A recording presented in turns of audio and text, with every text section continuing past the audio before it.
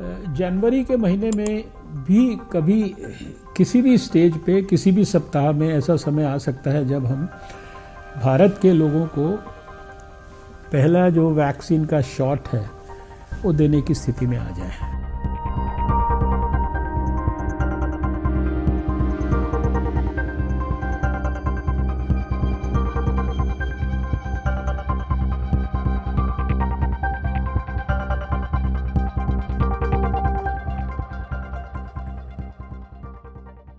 जहाँ तक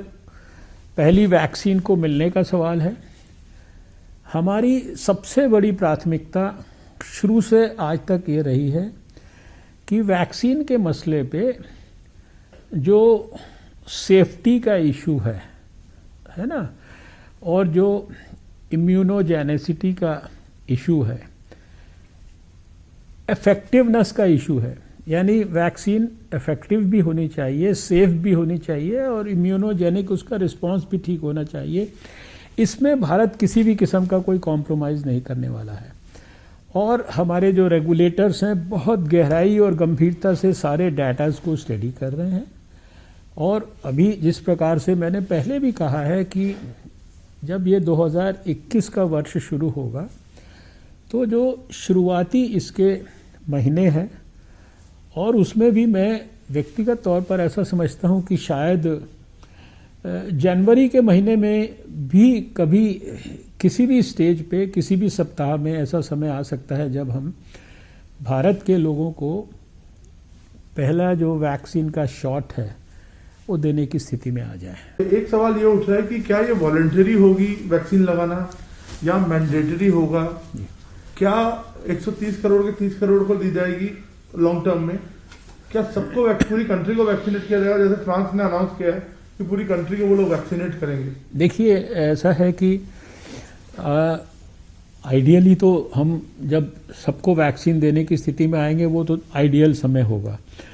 लेकिन अगर मान लीजिए वैक्सीन इतनी उपलब्ध है और हमारी जनसंख्या इतनी है तो हमें पहले किसको देना ये हमें प्रायोरिटाइज करना पड़ेगा। इसलिए अभी भारत सरकार ने प्रायोरिटाइज किया एक्सपर्ट्स के ग्रुप्स में, जहां सब प्रकार के प्रतिनिधि हैं, दूसरे मिनिस्ट्रीज़ के भी हैं, स्टेट गवर्नमेंट्स के भी हैं, पीडियाट्रिशियंस भी हैं और भी दूसरे जो वैक्सीन से जुड़े हुए एक्सपर्ट्स हैं, विश्व स्वास्थ्य संगठन के भी दूसरे लोग हैं, सब लोग हैं, वहाँ प्रायोरिटाइज किया गया है।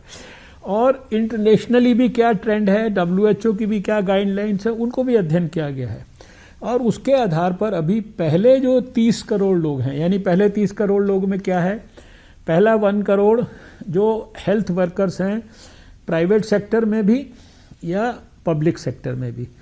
दूसरे 2 करोड़ लोग वो हैं जो कि दूसरे नंबर पे प्रायोरिटाइज वाले जो फ्रंट लाइन वर्कर्स, हमारे पुलिस की फोर्सेस हैं, पैरामिलिट्री फोर्सेस हैं, हमारे मिलिट्री की फोर्सेस हैं या हमारे सैनिटेशन स्टाफ है, कॉरपोरेशन के अंदर जो लोग फील्ड में फ्रंट लाइन में काम कर रहे हैं, ये एक करीब 2 करोड़ लोग बैठते हैं। ऐसे ही हमने ये देखा कि 50 वर्ष से ऊपर के जो लोग थे,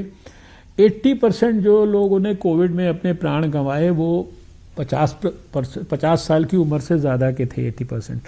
तो ये 50 साल से ऊपर के हर व्यक्ति को उस कैटेगरी में रखा है। ये करीब 26